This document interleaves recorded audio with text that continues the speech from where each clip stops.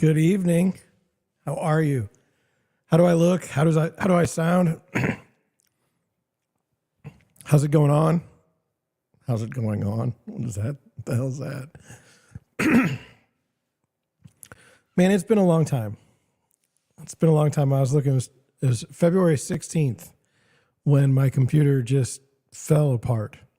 And, you know, I didn't see it coming. I know it's stupid.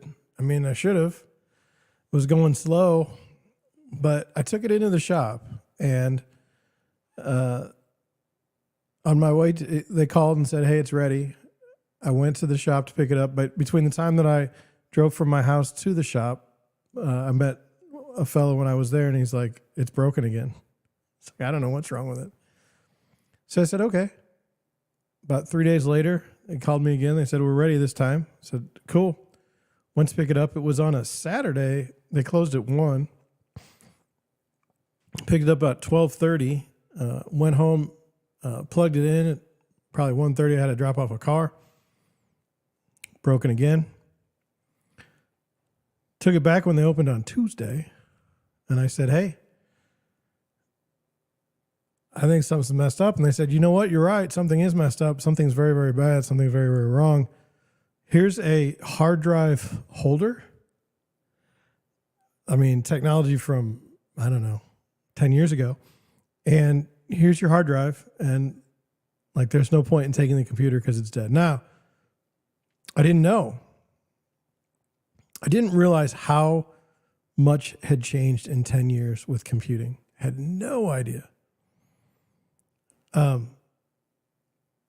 But I knew I had to do something. And so, I tried. I was on the laptop.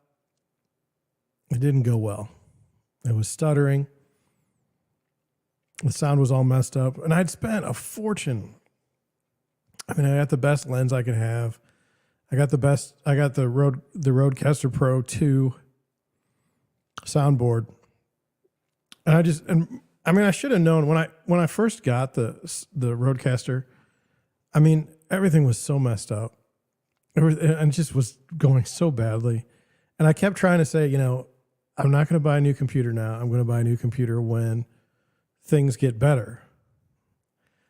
And only when I was absolutely forced did I end up buying a new computer. And so I did. I bought a new computer. I built it yesterday. Now, that was the other thing.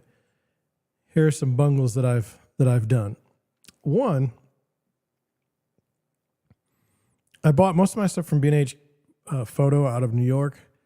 Their shipping was like 2 days max on anything that I bought. It was phenomenal.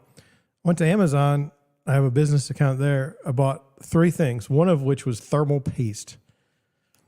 And I knew I needed it for my build. I had everything else here on Friday, but Amazon's taking its sweet time to get here. It was I ordered it sometime like the beginning of March. And so it wasn't here. And so finally I had to go up to Micro Center PC and get some thermal paste yesterday to finish the build. I didn't get done. I was going to stream last night. I'm sorry I didn't make it. It was about midnight when I got done. I didn't have things really set up. And in fact, even now, I'm not certain I have everything set up right. We're just going with it tonight. Things like Windows, I got that installed, but it was like, it wasn't, the updates weren't ready or anything like that. My Office, Microsoft Office is now apparently not good enough. So I need to work on that. The license is expired or something, which is a shame because I really use that. I didn't have Adobe Reader on my new computer. Just so many things. Still have some problems. Like the video today, we're going to see, I couldn't convert it properly. I don't know what that's about, but I'll get that fixed tomorrow. But yeah, I made the plunge and bought a computer. I did buy it. I wanted to be able to stream better. I know I'm only in 1080p, but if I wanted to rock 4K right now, I could. I I'm limited right now by StreamYard, but I could fix that too if I wanted to. It's wild. It's so wild. Anyway, for those of you who don't know me, my name is John Schenk. I am a real estate broker in St. Louis, Missouri. I founded Deerwood Realty. We're a small, very small firm. It's just me. And I help buyers buy homes and sellers sell theirs. In the evening, I do a live stream, or I used to until things went to hell with my computer. It's the Deerwood Realty live stream. And that's what you're watching right now. We go over pop culture. We talk about real estate news. It's very interesting to watch the national and read the national news and then compare it to our own market because it's like it couldn't be different. I'm not saying it's a bad thing or a good thing. I'm not making a comment like that. I'm just saying it's amazing. It's amazing where you get your information from and how that colors what you think is going on in the marketplace. So yeah, that's what we do. That's who I am. Who are you? I don't know. But I'd love if you subscribed. I'd love if you shared the stream. I'd love it if you just be part of the comments and be part of the chat, be part of anything you want to be part of. The more engagement, the better for me and hopefully for you watching. I would think that would be good. I've been doing this now for more than 2 years. Not had a lot of success. 143 subscribers. Would love to be at 1,000, but boy, it is a slog. Something about people don't want to talk about real estate in the middle of the night. I don't believe that's true. I just don't think the right people are wanting to talk about real estate now. But it's a very, very exciting time in the market, and you should be paying attention to somebody who's not interested in blowing smoke. So that's that. Let me show you a picture first of the new build, if this works.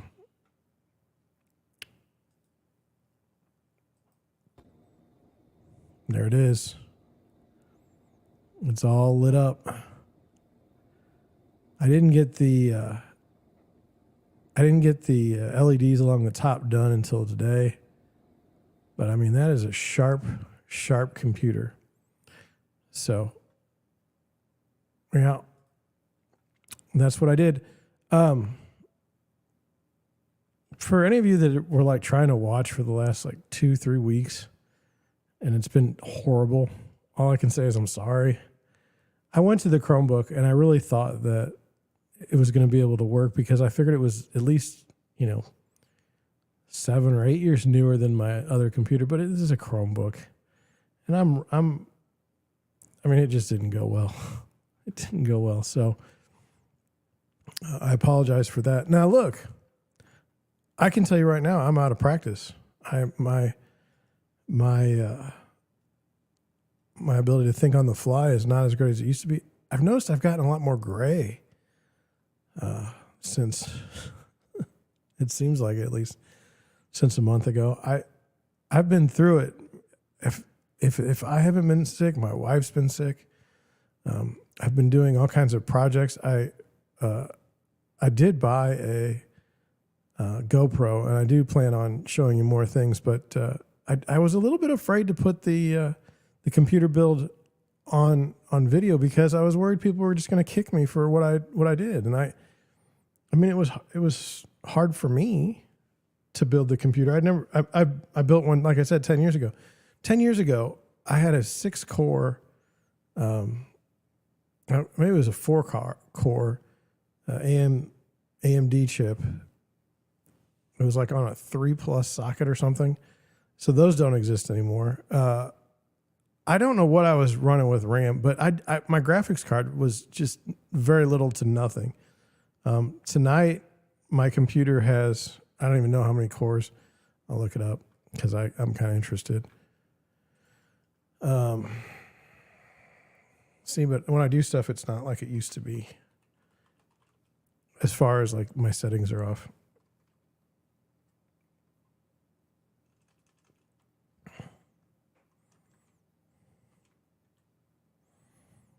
I have an i5 13th edition 1300K processor. Let's see what it does. It has 6 performance cores. It has 8 efficient cores. It has 14 total cores. And with my motherboard, I can pretty much just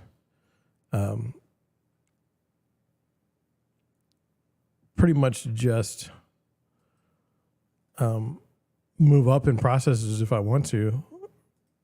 Everything's running pretty cool. I used air cooling on my system. I'm afraid of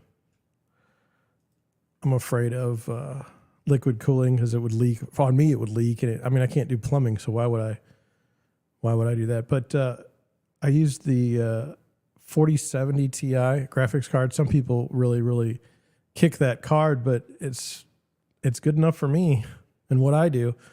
Streaming is the main thing that I do, and I don't stream games. So I do some video editing, and I'll do a lot more now. But the original computer, it got us this far. It was a relic 2 years ago, and for it to make it this far, applause. So, but what did I learn? I think the thing that I learned, that I would say I learned, was don't wait until the last minute for a computer to die before you buy another one. Let the other one go out peacefully or gracefully, because it put me back a month. So anyway, yeah. Last night I couldn't get the top RGB lights to work. And so this afternoon I worked on that, and it looks pretty good, I have to say. I'm impressed with it. I think it's going to, get me where I need to go. Now I've done a live stream without turning on the microphone before. I've done stupid things. But I can almost handle those. It was hard for me to accept the hardware just failing. You think about it, you're only running 1080p. What in the world? Why is it so difficult? Why isn't it working? And I didn't have an answer, but it's just because it was old. It was old. So I was saying, during the time off, I sold a house, which is helpful. I've been representing buyers, but between my wife and I, some sort of allergy thing came and just attacked us, and I was feeling terrible for a while. So I wouldn't have been able to stream probably for a week or so anyway. And then I've been working on the basement still. I got concrete in 2 of the 3 rooms. And as soon as I feel a little bit better physically, I'll probably do the next one. I'm old. I know I'm only 46. I thought I was 45. I don't know. I'm not that old, but my body just doesn't respond like it used to. If I do something seriously, I don't know the word. If I do something where I exert a great amount of effort, physical effort, I'm down for a day. So Sunday, I put I put shingles on my parents' roof. There was a ridge vent, and the ridge vent didn't stick properly. The shingles were just flying off during the storm, so I replaced those across the entire roof. So I was hurting, and then yesterday I built a computer. I started probably around 9 in the morning. I didn't get done until midnight. Now, you may laugh at that. You may say, I can do a computer in 5 minutes. Good. I probably won't build another computer for 10 more years, hopefully. If I had my way, I wouldn't, because it took a lot of time. And then you could legitimately say to me, John, it would have been cheaper if you just bought a computer. You would have had it by now. And there were things that I wanted, and I got them. I truly wanted to have like, my own thing. And so I've got it. And so I don't feel shame. The only thing is we could have had content for a lot longer. So there's that. I don't know. I'm going to go back and watch the stream probably tomorrow, the replay. And by the way, for those of you who do watch the stream after I do it, thank you. I appreciate it. I don't say thank you enough, but thank you for watching. I appreciate it. So anyway, we did that. So today, I mean, I haven't been able to wear my wedding ring for like 3 days or longer because my hands swell when I do work like that. So that's no good. Also, I replaced the rear brakes and rotors on my car by myself. I didn't film that either because I was going to be all dirty. That took all day. And you say, well, John, you're a real estate agent. What are you doing fixing your car? Well, true. But at one point in time, we had 3 cars. And so if I were to take it into a shop for like just oil changes and regular maintenance, I'd have been broke. So I learned how to do some things. I can change the front brakes. I can change the rear brakes. I flushed the brake fluid, which was terribly nasty after 7 or 8 years. So I did good. The brakes are going well. Things are on the upswing. When I was off of the stream, things were not going well for me. Major expenses. Major, like things aren't going well. And you kind of knew it, but there was nothing I could do to get out of it. It kept happening. And I thought like, hey, maybe your decisions have put you in this spot. And I looked at it and I don't see it. I mean, you say, well, you could have bought a new computer sooner. I didn't know the one was going to die. And I've been, graphics cards for a long time were just, thousands of dollars just for the graphics card. And I mean, I built my old computer for, I think, $700. Now, again, that was 10 years ago, but still. So that, and then you say, well, you could have gotten you could have fixed your brakes earlier. Well, I couldn't have. It was winter. How was I going to get out there in the middle of winter and replace the brakes? So that didn't make any sense. And then the refrigerator blowing up, had no warning on that. So, and the roof for the parents, had no idea that was going to happen. So, and the illness, like the allergies, I don't know where that came from, but it was bad. Now, we are going to change a few things soon. One, we're going to actually be able to program the Rodecaster to be able to do sounds, because right now it can't do sounds. I've got all kinds of buttons to be able to do sounds, but it doesn't work. So I got to practice with that. But I bought a new monitor. My friend was laughing at me because I have a 60 hertz resolution or 60 hertz frame rate, where I think he's up at he's at 144. And so he said, you won't be able to believe the difference between the two. And I said, okay. And then I've never been a fan of multiple displays, but I bought a new monitor, a 32-inch 2K monitor, 144 hertz. And then I'm going to take the current monitor that I have and I'm going to put it up on its side, vertically instead of horizontally. And that way I should be able to go and look at, comments from other places. I'd like it all be within StreamYard, but it's not. I don't think it's ever going to be. So that's the plan. Again, I've been waiting on Amazon. I've ordered the 1st of March, and it's not supposed to be here now until the 10th. They said between the 5th and the 10th, but it hasn't even been shipped yet. So not great. So let's go over the the housing market for a little bit. Interest rates, let's see if I can help do this. Interest rates have become an issue, at least at least across the United States. It has become an issue, and I need to find. It's been a while.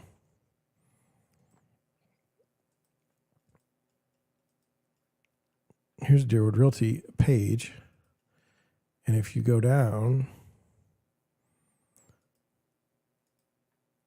you will see current interest rates, 30-year fixed, 7.03% as of today, up 4 basis points from yesterday, but it had been over 7%, Friday? The more expensive it is to buy a home, the worse it's going to be for buyers. Now, I will say this, okay. The national narrative is that the housing market has been shot dead and everybody's out of it, and it's not what you want to, be involved with. In St. Louis right now, the housing market is still stupid strong for sellers. I've been working with a group of buyers for maybe about a month now. And this is traditionally the worst. That was traditionally the worst time in the market. January and February, it was strong. It's now March. This is when things start heating up usually, seasonally. This could get really out of hand really, really quick. So I'm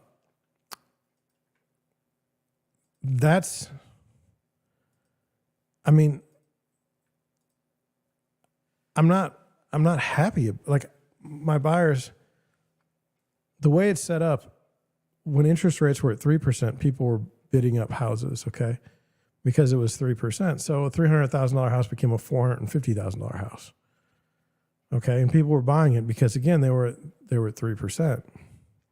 We're now at 7%, which is twice the payment. The house prices in St. Louis haven't gone down. People are spending way too much of their monthly income on housing, and they're being forced to. This one couple that I'm working with,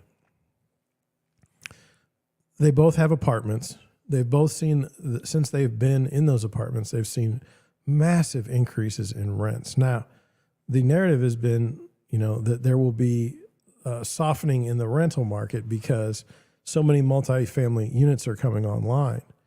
In fact, there's supposed to be a crush of multifamily units coming online, which should engender some sort of competition to lower the monthly rents. Now, I don't know that's going to happen. Okay, I'm just saying that's the narrative. But the rental market and the housing market don't necessarily work in tandem.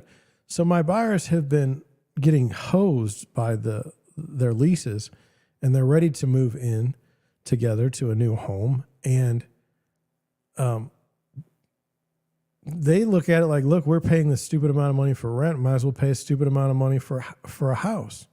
At least at the end of the day, the house will be ours. I don't know that I can fault them for that logic. But man, it is tough. And then to be in a situation where there's multiple offers. We put an offer in a place, there's 4 other offers. So, if you are in the market right now, if you're a new home buyer and you're saying, how can I know what's going on in my marketplace? Talk to a realtor, but find a realtor that you can get along with and that you can trust, that you can believe is telling you the truth. I hope I'm truthful, at least for St. Louis. I can't tell you what's happening in California. I can only see what the stats say. Okay. But at least in St. Louis right now, it's very, very strong. If you're considering selling your home, I've said this for a long time, put it out on the market, get it out now. We don't know how long this is going to last. And there are punishments in the marketplace for listing a house too high. Not serious ones because the inventory is so low. And you say, well, what do you mean the inventory is low? Well, here's what I mean. When we go out, okay, let's say there's 6 new houses for sale this weekend, and there's multiple offers on all 6 of those houses. Okay, well, that's all the houses there are. So there's not enough. There's so many buyers that even taking out 6 of them doesn't even put a dent in how things are going. I mean, it's crazy. I used to think like, okay, now that these 6 people bought the house, now my buyers have a chance to buy one next week. But it's not that way. It's crazy. If you are a seller and your house doesn't sell in the first week, you missed on price. And you need to cut your price quickly. You will get offers. You will get offers. It's just a question of getting it to where you need to be to buy that house. But it's amazing. Moving on, I wanted to get to a story that I saw while I was gone, and I thought we could have some fun with it. So let's do that. Oh shoot! I hit the wrong button. So we will do the same thing I had to do before.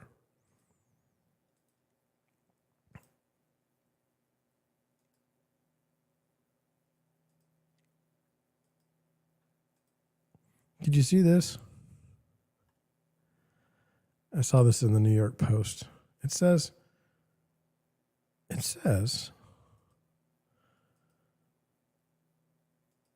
when a bear attacks, don't push a slower friend down. National Park Service says. It says the National Park Service advised park goers facing a bear attack not to push a slower friend down, prompting a humorous back and forth with social media users with jokes of their own. If you come across a bear, never push a slower friend down, even if you feel the friendship has run its course. The service tweeted on Tuesday. Now, I actually follow the National Park Service. Sometimes they have stuff that's just bizarre, like not funny or anything like that, but it's like we're at this park, and you need to go ahead and get as many. Like you need to reserve your space in the park, years in advance, or else you can't camp here. And it's like, we like nature. It's a very odd thing. But anyway, I thought this was funny. It says, seeing a bear in the wild is a special treat for any visitor to a national park. While it's an exciting moment, it's important to remember that bears in national parks are wild and can be dangerous. The National Park Service added. The National Park Service went on to warn that as spring arrives and snow begins to melt, many bears become more active. The National Park Service also linked to a document detailing safety tips regarding how to avoid a potential bear attack in the wild. It says the tweet, which has approximately 5.4 million views as of Wednesday, prompted hundreds of comments, some of which the verified National Park Service Twitter account replied to. If you come across a bear, never ever push a slower friend down, even if it's run a course. Even if you feel the friendship has run its course, and then check in on the friendship before you head into the woods, the National Park Service told one user who asked what someone should do if they're the slower friend. It's a very interesting question to me, like from a moral perspective. Are you obligated to I mean, we have these friends. Okay. And they have a Rottweiler. And I swear that thing wants to eat me. But it will eat anything in the room. Like I've always thought it's the gazelle thing.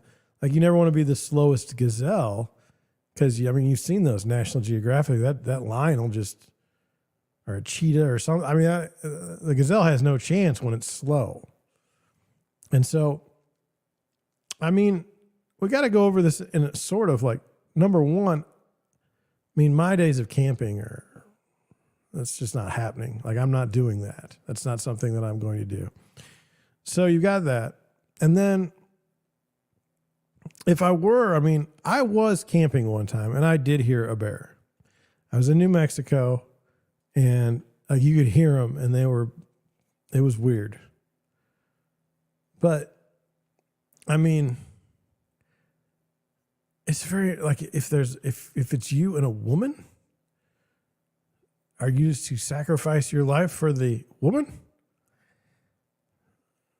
Yeah, I guess. I don't know. The problem is if you're slow, okay, and you're with someone slower. I mean, like you're both not in a good situation.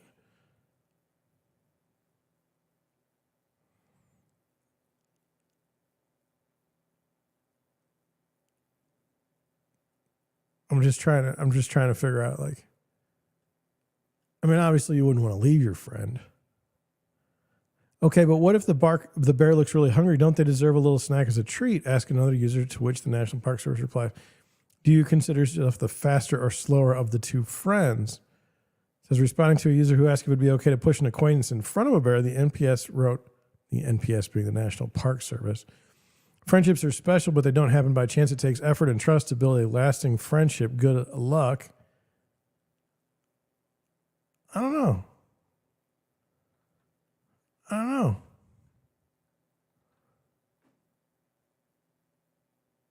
don't know what to make of that. You should put it in the comment section. You should put it in the chat. I mean, if you're this, I guess where I'm at is like just camp someplace where there aren't any bears. Then you don't run into this problem.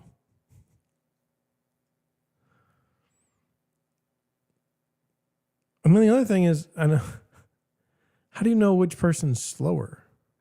I mean, I think I'm fast. I've always thought I was fast. I'm not that fast. I'm very cautious with my running. I don't want to tear an ACL or anything like that. So I don't know. I don't know. It's very interesting. Let's take it further. What if we were on a conference, okay? A conference of real estate agents in St. Louis, okay? And then we were camping and there was a bear. I wouldn't hesitate. I wouldn't hesitate to leave fellow realtors behind. I've seen some of the real estate agents, they're kind of mobility impacted anyway. Be more than happy to let them be bear food. And it's not out of competition. I don't want you to think like we're getting rid of the competition by having bears eat the other realtors. It's more like, better them than me. It's very interesting. So it matters the quality of the friendship, and there's no question, or family tie. I mean, if it's your daughter and you're running through the forest trying to avoid a bear, I mean, you got to take one for the team. If you're the fellow, you're going to get eaten. But if it's a pack of real estate agents, I mean, no remorse there. I kind of feel bad, but not that bad. I'd rather live. Kind of weird how that question goes. I mean, I don't get me wrong. I mean, I'm not competing. I'm not saying that. I'm not saying I hope that the bear eats all the realtors so that I have less competition. I'm just saying, like, I wouldn't feel obligated to save anyone in that capacity. I think, and maybe the board would come up with a waiver, hold harmless, like, sorry if you get eaten. Would be even worse is if like the night you go out, like someone's like the designated bear food. That would suck. Anyway, I enjoyed that story, and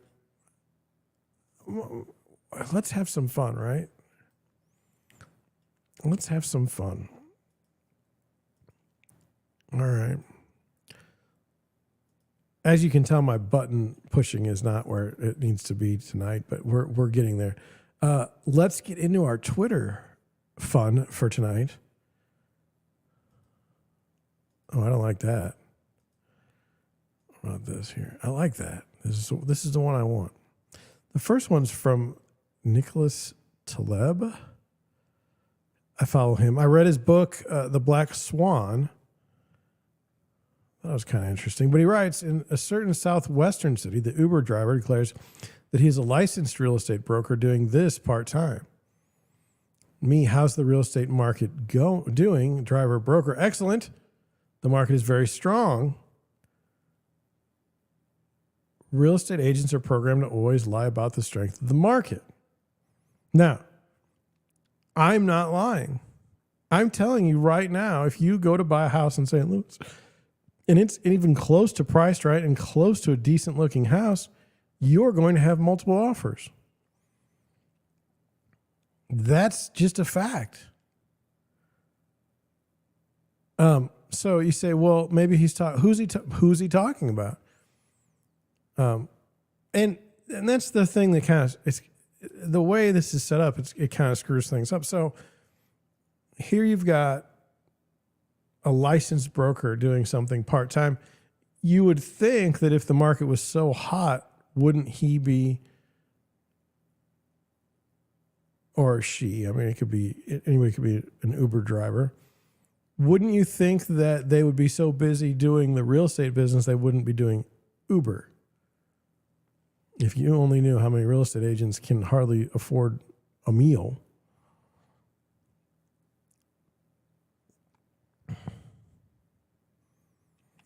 But I mean, in the replies, they're kind of interesting. Buying a condo now, the market is ice cold, and everyone involved is starved for business. It's a buyer's paradise.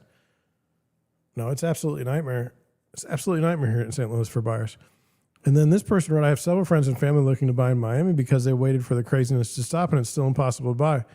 Very few things coming on the market. Anything decent gets snapped up right away. And then this person says salesperson, which says it also, I'm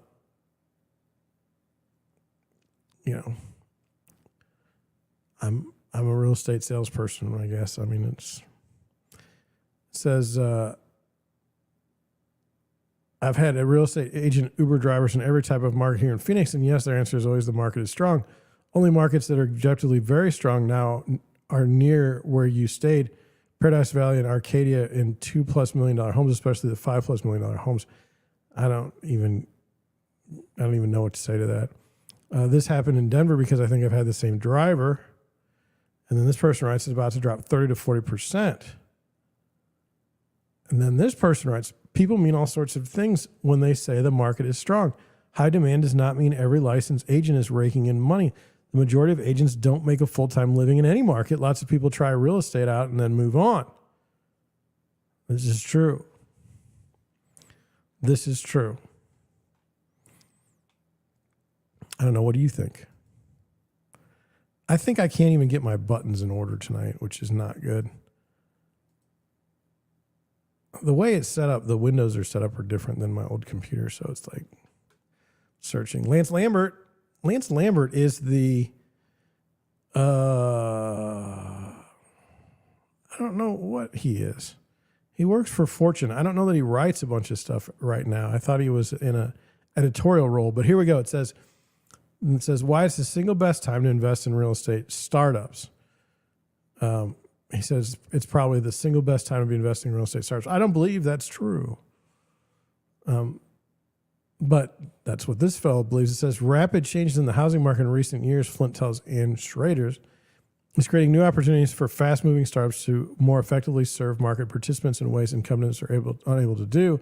Spike mortgage rates, Flint tells Ann Schraders, are creating an opportunity for startups and products that can help lower the expense of managing or renting properties, or those that can reduce mortgage costs and complexity by tapping into people's home equity. I think this is all a disaster. If you look at SoFi, which is a huge investment bank, they had money. I believe they had it in Zillow. I know they had it in Open Door.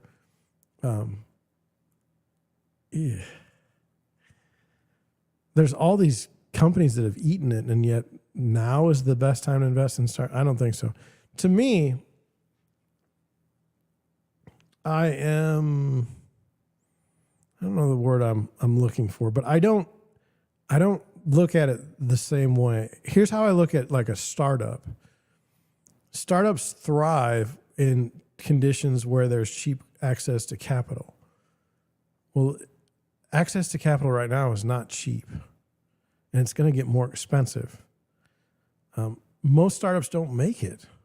And so I don't agree with the idea that right now in this environment is a good time to start, to have a startup. I just don't believe that. You could think differently.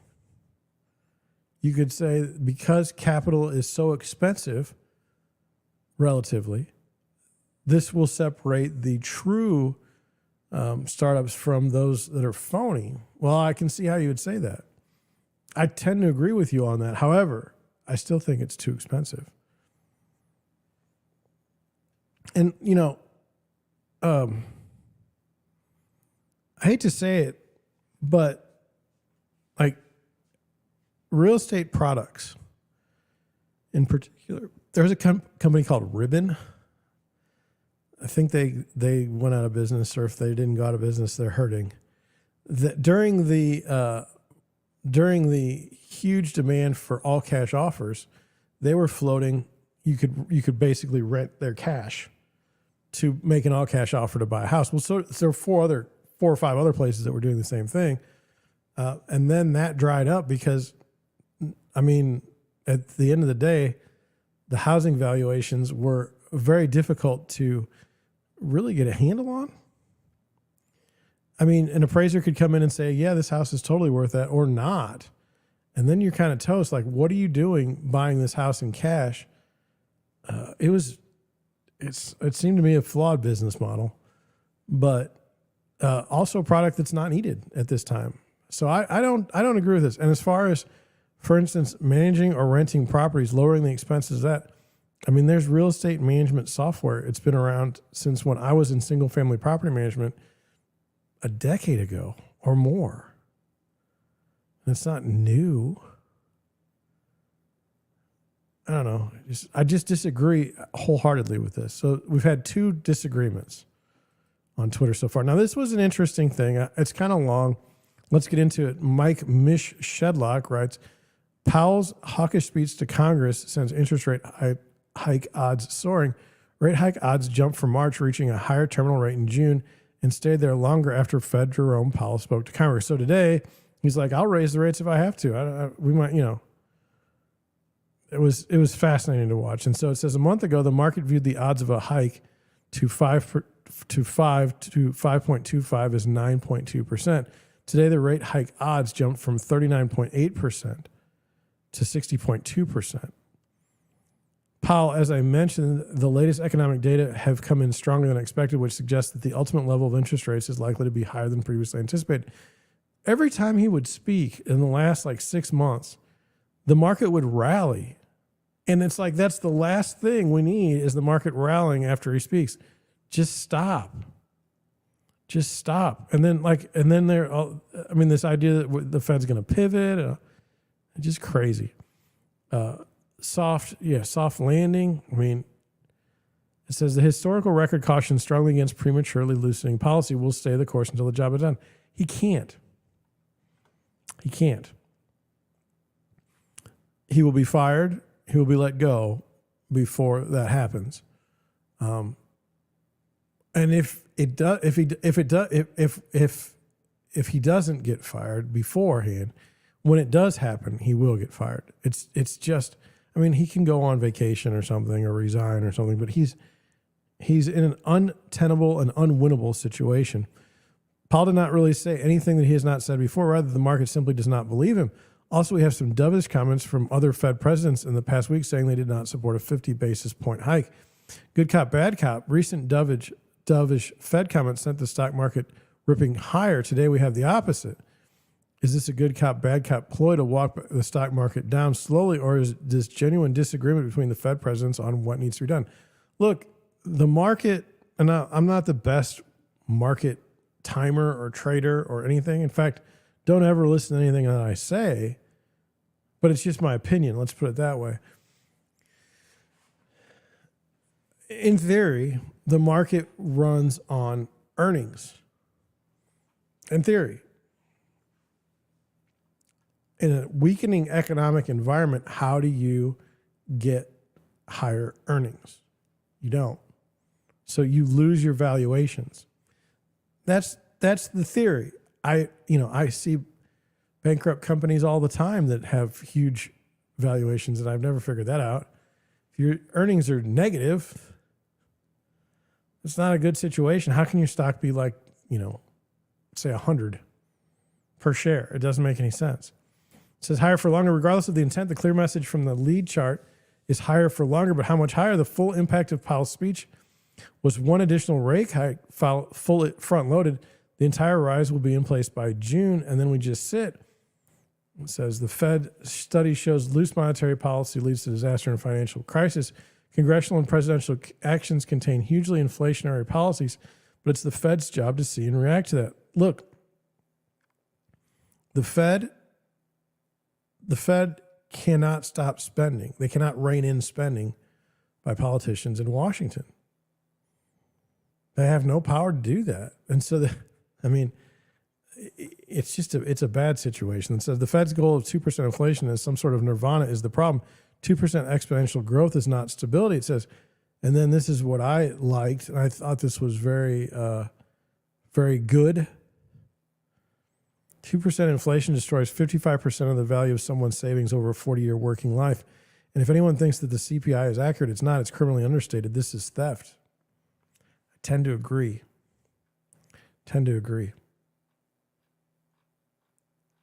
I mean, even 2% inflation is rough over, and we're not even close to those numbers. This is close to my heart, and I wanted to kind of just give you my thoughts on it. Look, I want to buy a new to us used car. And let's see if I can pull this chart up. And if you can see it, let me see. I just want to make sure you can see it. Okay. So, I think we bought a car right here.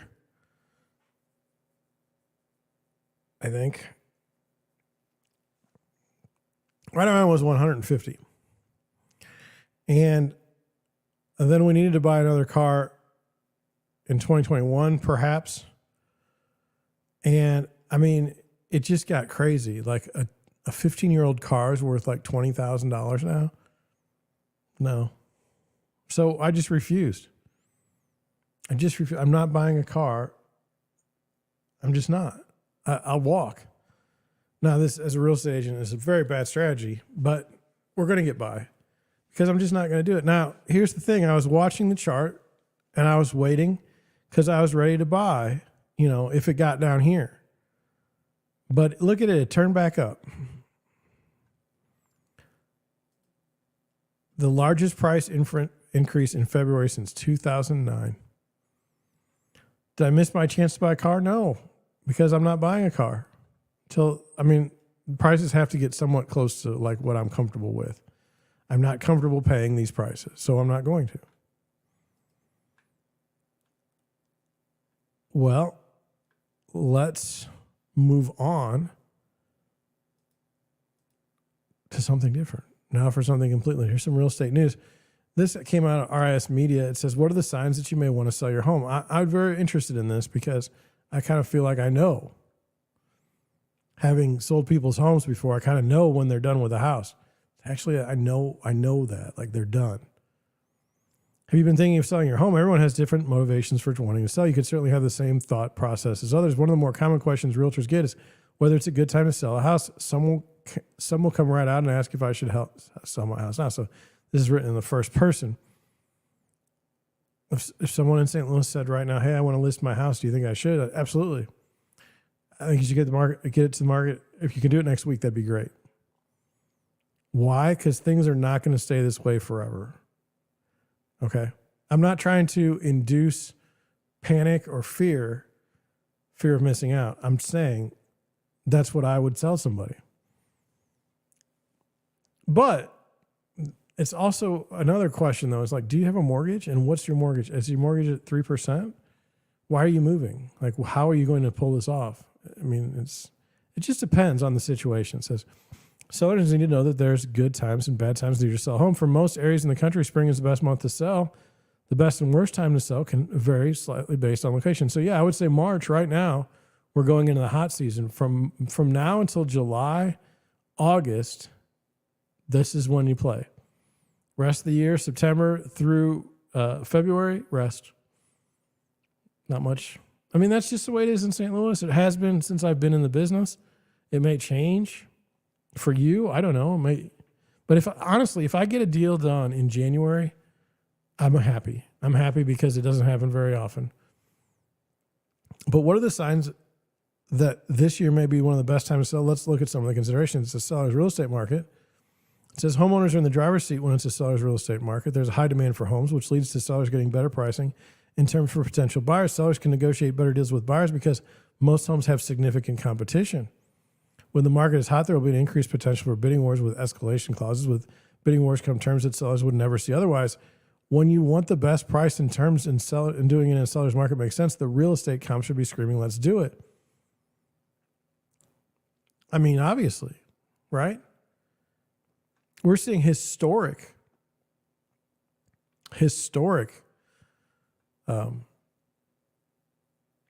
seller's market. During the next one is doing a renovation in an existing home wouldn't be wise. Usually adding an addition or another improvements to a home can be a great way to increase its value. However, this isn't always the case. If your improvements exceed what the market will bear, you may not see a return on your investment. For example, if you have a 3-bedroom home and want a 4th bedroom, adding an addition would be something most people would consider. However, if the addition costs $100,000, it could price you out of the neighborhood. In this scenario, selling your home and moving to a neighborhood with value similar to 4-bedroom homes would be better.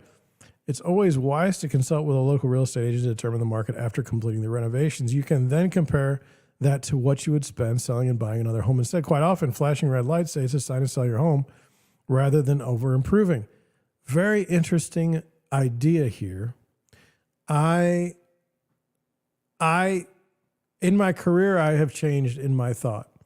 One of my original thought was, yes, if it doesn't make sense financially at this moment to add a 4th bedroom or to finish the basement or to add a 2nd floor, then you should not do it. I've kind of changed my opinion on that. And the reason I say that is because we're looking at things now in now pricing, and we're not looking at things in future pricing, which we don't know and will never be known for sure. So let's just say you do put on a 4th bedroom like in Afton, where I live, 4-bedroom houses are unusual. True 4-bedroom homes. I mean, you can get a premium for those houses. Okay. So maybe it's worth it, but just know ahead. Like he uses the example, $100,000 in cost. I agree with that. But again, I mean, how long are you staying in the home? I mean, it's also the question of this, like, it's never made sense to me as I go through life. It's never made any sense to me. You buy a house, okay? And if you're in the house for 15 years, you're going to change pretty much everything in the house. So why are you waiting 15 years to change it? Why don't you just change it when you first move in? At least you get the benefit of using the things that you're wanting for those 15 years versus it makes very little sense to me now at the end of your home ownership term to start improvements that you're never going to enjoy. You're better off pricing the house lower and just getting out and moving someplace where you would rather be. This is just the way I think now. It's, it could change. It says you're tired of maintaining your home. Another sign for home sellers it could be time to sell is continuous maintenance. Maintaining a house can be time consuming and exhausting, especially if the house is older and requires more upkeep. Selling your home and downsizing into a condo could be the solution. When you own a condominium, the homeowners association covers exterior maintenance and repairs, freeing you from the burden. A townhouse is also an excellent option.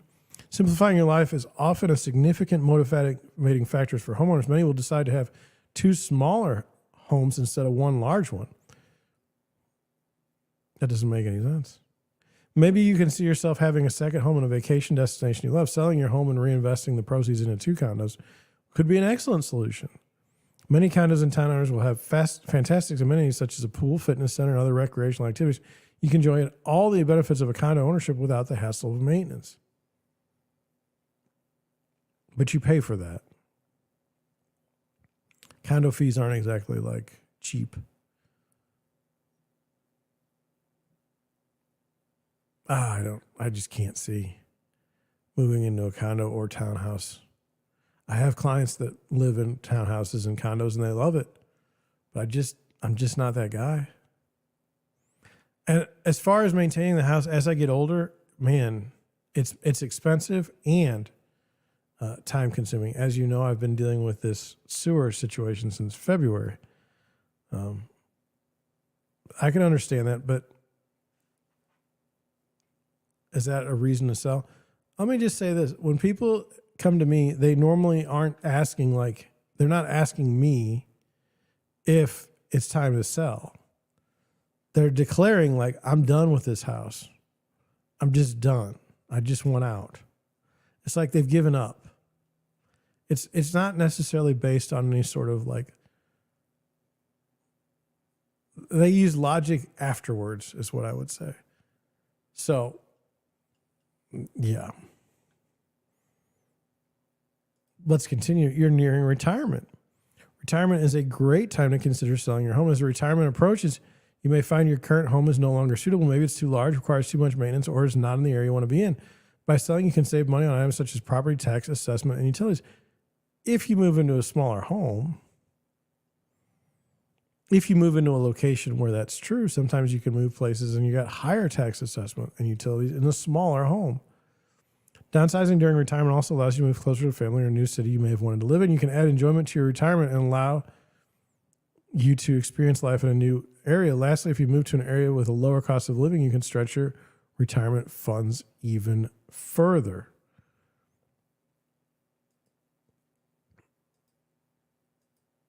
I don't know. What do you think about that?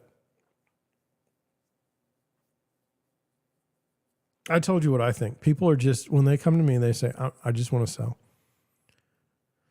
I mean, sure, they want to get the most money for their house. And there's nothing wrong with that. But I'm just saying, at the end of the day, they just want to sell. They're just tired. They're like, I'm done. I don't want to do this anymore. And you tell me what you think.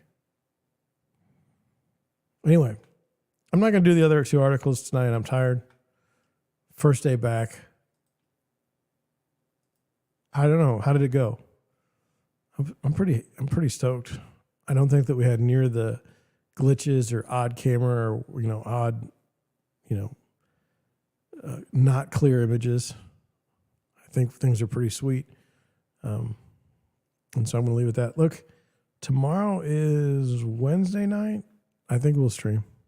I don't see why not. I got to do a few things, but I'm here. I'm here for the duration. So with that, I'm going to head out tonight, only to see you tomorrow. Thank you for watching.